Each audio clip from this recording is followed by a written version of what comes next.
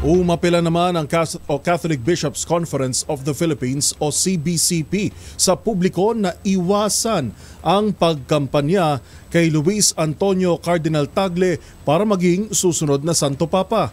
Ayon kay Father Jerome Ceciliano, ang Episcopal Commission Public Affairs Executive Secretary ng CBCP, posible itong maging mitya na mapagkamalan na naiimpluwensyahan ang conclave ng outside forces oras na magkatotoo na si Cardinal Tagle nga ang susunod na maging Santo Papa. Git ni Father Ceciliano, dapat na irespeto ng publiko ang independence ng electors. Mas maigi anya na ipanalangin na lang ang mga lalo ang Pilipino na si Cardinal Tagle at ang iba pang cardinal electors sa mangyayaring conclave. Samantala, bumiyahe naman patungong Vatican City si Caloocan Bishop Pablo Virgilio Cardinal David.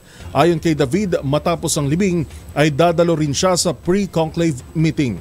Inaasahan naman na makikipaglibing din si Manila Archbishop Jose Cardinal Advincula, ngunit hindi pa naglalabas ng detalye ng travel schedule ang Archdiocese of Manila. Sina David, Advincula at Tagle na mga Filipino cardinals ay magiging bahagi ng conclave na posibleng magsimula sa pagitan ng Mayo 5 hanggang Mayo 10.